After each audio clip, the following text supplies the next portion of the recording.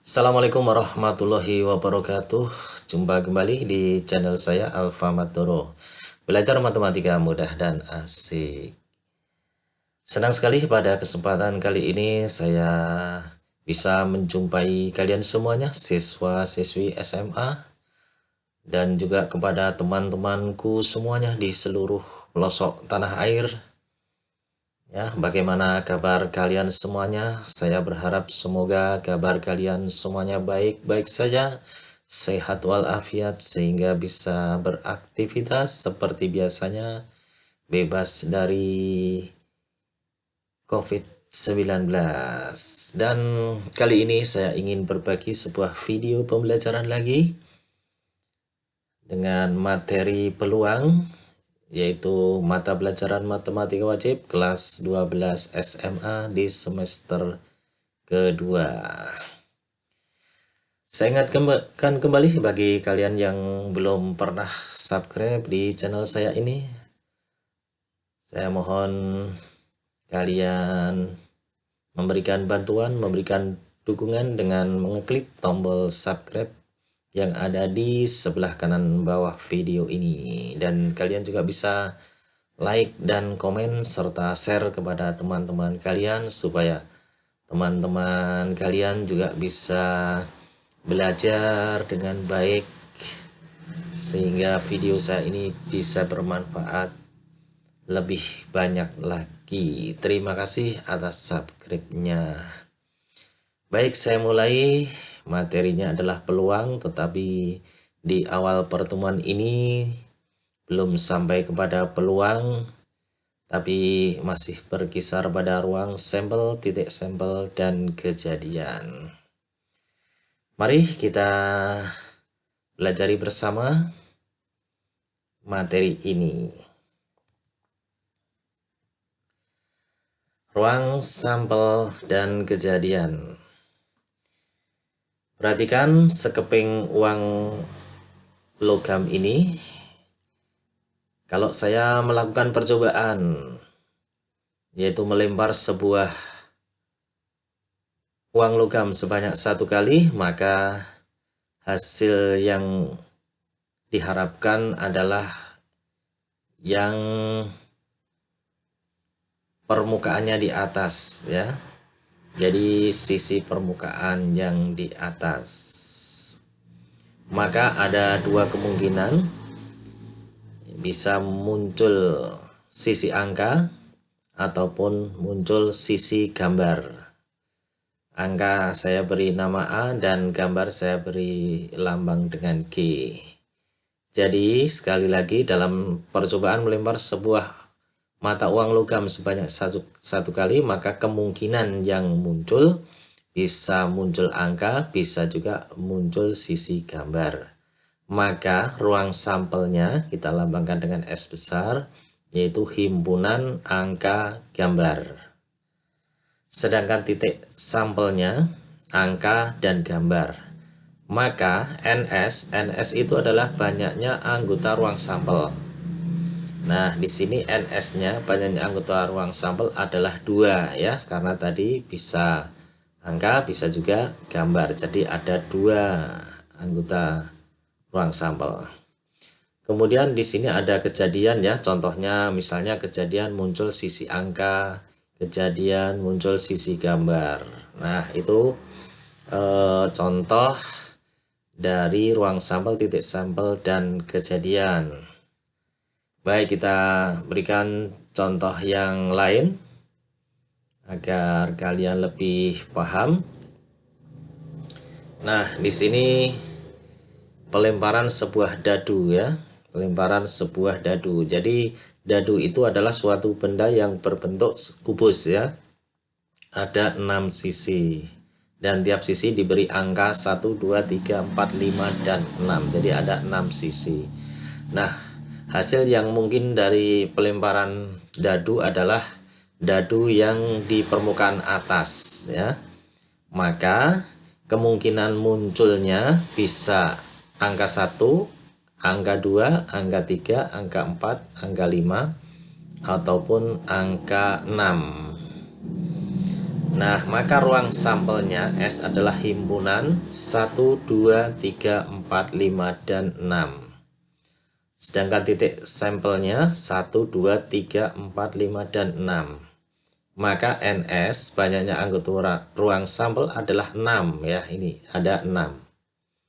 Kemudian kejadian, misalnya kejadian muncul sisi angka 1, kejadian muncul sisi angka 2, kejadian muncul sisi angka 3, dan seterusnya. Nah, sekali lagi ini adalah pengertian ruang sampel, titik sampel, dan kejadian.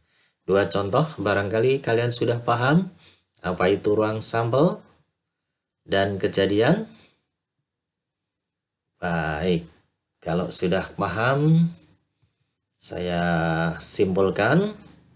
Jadi ruang sampel adalah himpunan semua hasil yang mungkin dari suatu percobaan dan dinotasikan dengan S besar. Kemudian banyaknya anggota ruang sampel dinotasikan dengan NS. Sedangkan kejadian adalah beberapa elemen atau hasil dari ruang sampel yang sedang diamati. Jadi kejadian itu merupakan bagian dari ruang sampel. Nah, saya berikan contoh yang pertama, tentukan ruang sampel, titik sampel, dan banyaknya anggota ruang sampel. A, pada pelemparan 2 mata uang sebanyak 1 kali. Kemudian yang B, pada pelemparan sebuah dadu dan sekeping uang logam secara bersama-sama. Mari kita lihat ya. Yang pertama, pada pelemparan 2 buah mata uang sebanyak 1 kali. Ya, bayangkan kalau kita punya 2 mata uang logam, kemudian kita lempar secara bersama ya, sebanyak 1 kali, maka kemungkinan yang mungkin terjadi apa ya? Kejadian yang mungkin terjadi itu apa saja? Nah, itu yang disebut dengan ruang sampel. Oke, bisa jadi kemungkinan yang pertama, misalnya uang logam yang pertama muncul angka, kemudian uang logam yang kedua muncul angka juga, kan bisa, berarti angka dan angka ya. Kemudian kemungkinan yang lain apa lagi? Kepingan uang logam yang pertama muncul angka, uang logam yang kedua bisa muncul gambar. Bisa ya? Bisa, dan seterusnya. Nah, tadi ruang sampel itu himpunan semua hasil yang mungkin terjadi dari suatu percobaan ya. Maka kira-kira kalau pelemparan 2 uang logam bersama sebanyak 1 kali, ruang sampelnya apa saja? Oke, ruang sampelnya S yaitu angka-angka, angka gambar, gambar angka, gambar dan gambar. Begitu ya. Ini maksudnya uang logam pertama muncul angka, uang logam kedua juga muncul angka. Kalau ini berarti uang logam pertama muncul angka, uang logam kedua muncul gambar. Kemudian kemungkinan yang ketiga, uang logam pertama muncul gambar, uang logam kedua muncul angka. Dan kemungkinan yang keempat, semuanya muncul gambar. Kira-kira ada lagi nggak kemungkinan yang lain yang bisa terjadi kalau 2 keping uang logam dilempar bersama sebanyak 1 kali? Ada nggak? Tidak ada ya, jadi ada 4. Banyaknya ruang sampel ya, NS-nya sama dengan 4. Baik, lebih jelas lagi sudah saya buatkan tabelnya. Maaf, ini yang atas misalnya uang logam yang pertama, kemudian yang sini adalah uang logam yang kedua. Nah, kalau 2 uang logam ini dilempar bersama-sama 1 kali, maka uang logam pertama muncul angka, uang logam kedua muncul juga angka, maka hasilnya angka dan angka. Kemungkinan yang kedua, uang logam pertama muncul gambar, Kemudian uang logam yang kedua bisa muncul angka, ya. Punya ini angka dan gambar ya, gambar dan angka ya bisa. Ini gini aja, A dengan A berarti A dan G berarti AG, kemudian G dengan A berarti GA, G dan G berarti GG, seperti itu. Jadi ada 4 ruang sampel seperti tadi. Nah, mudah-mudahan dengan tabel ini cukup jelas ya. Kita bisa menentukan semua ruang sampelnya. Kamu bisa perluas lagi kalau 3 uang logam bagaimana ya. Kalau 4 uang logam bagaimana. Silahkan dicoba sendiri. Baik. Kemudian yang berikutnya yang B ya. Maaf ini salah. Pada pelemparan sebuah dadu dan sekeping uang logam dilempar bersama 1 kali. Nah, jadi ini ada sebuah dadu dan sekeping uang logam dilempar bersama-sama 1 kali. Maka ruang sampelnya adalah S. Ada apa saja? Tadi ruang sampel adalah semua hasil yang mungkin terjadi dari suatu percobaan. Ya, harus kita cari semuanya. Nah, kemungkinannya banyak sekali. Kemungkinan yang pertama, dadu muncul angka, koin muncul angka, dadunya muncul angka 1. Kemungkinan yang lain, muncul angka dan mata dadu 2. Kemungkinan yang berikutnya bisa muncul angka dan dadunya muncul angka 3. Dan seterusnya seperti itu ya. Nah, di sini ada berapa ini? Ada 12. Kalau kalian kesulitan, belum terbiasa mencari semua kemungkinan yang mungkin terjadi, kalian bisa bantu dengan tabel. Ini dadunya angka 1, 2, 3, 4, 5, dan 6, sedangkan koinnya angka dan gambar. Maka A dengan 1, A dengan 2, A dengan 3, A4, A5, A6. Kemudian G1, G2, G3, G4, G5, dan G6 ya. Jadi ada berapa? Ada 12. Ruang sampelnya NS-nya ada 12. Begitu, silahkan dipahami dulu.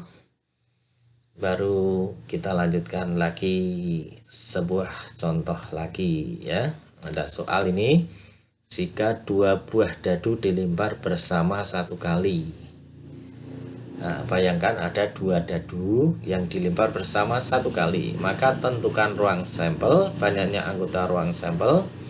Kemudian kejadian muncul angka dari kedua dadu sama. Kemudian kejadian muncul jumlah angka kedua dadu kurang dari 5. Nah, coba bayangkan kalau ada 2 buah dadu dilempar bersama 1 kali. Maka ruang sampelnya apa saja? Nah, akan lebih mudah apabila kita buatkan tabelnya ya. Tabelnya, kamu bisa bayangkan di sini dadu pertama ya 1, 2, 3, 4, 5, 6. Kemudian dadu keduanya juga 1, 2, 3, 4, 5, dan 6. Kemudian kita padukan, kita gabungkan. Maka akan diperoleh ruang sampel seperti ini ya.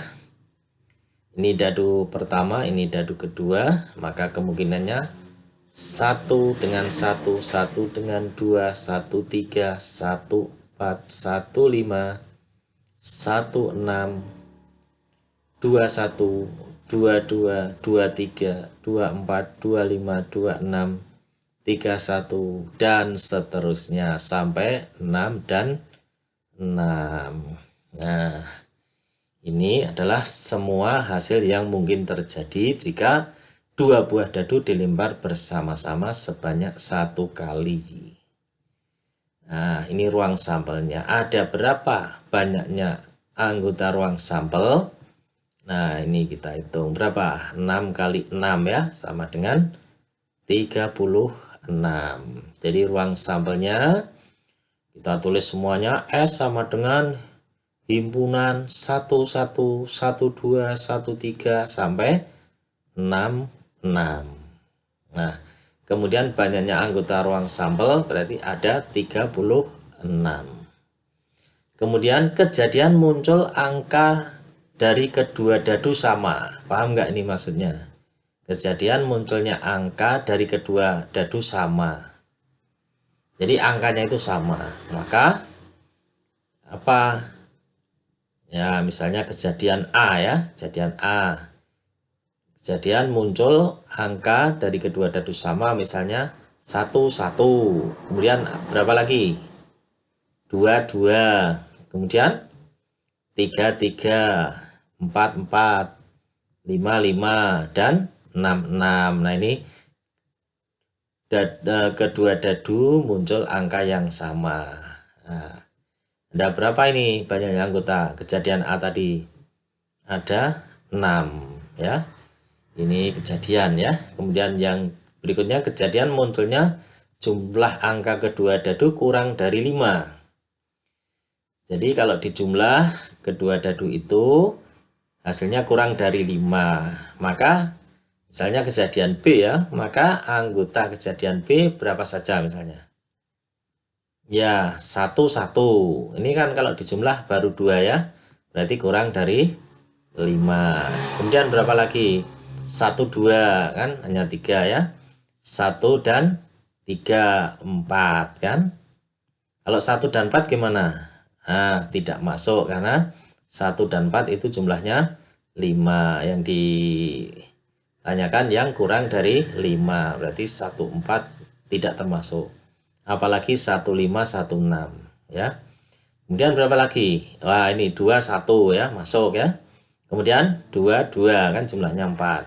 Kalau 2, 3 nah nggak masuk, ini juga nggak masuk. Kemudian ada lagi nggak? Ada, yaitu 3, 1 kan jumlahnya 4. Kalau 3, 2 nah, jumlahnya 5, tidak masuk. 4, 1 tidak masuk.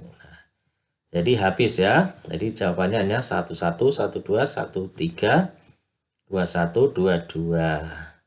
Dan berapa? 3, 1. Nah, ini jawabannya. Jadi ruang sampelnya S, himpunan 11, 12, 13, 14, 15, 16 sampai 66. Banyaknya ruang sampel NS ada 36.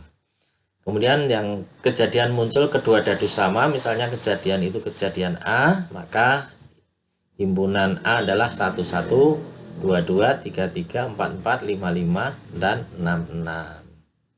Berapa banyaknya anggota kejadian A? 1, 2, 3, 4, 5, 6. Ada 6 ya.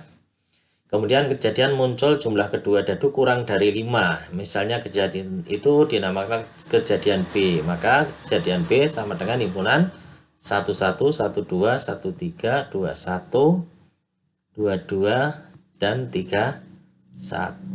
Berapa banyaknya anggota kejadian B? Ada 6. Begitu anak-anakku semuanya yang pintar-pintar ya, cerdas-cerdas. Mudah-mudahan sampai di sini kalian sudah paham arti dari ruang sampel, titik sampel, dan kejadian. Ya, selamat belajar. Jadi matematika itu mudah dan asik. Jadi jangan takut belajar matematika ya. Semuanya bisa kita pelajari dengan baik. Terima kasih kalian telah mengikuti video saya ini. Semoga ada manfaatnya. Lain kali kita lanjutkan lagi untuk materi yang selanjutnya. Saya akhiri. Assalamualaikum warahmatullahi wabarakatuh.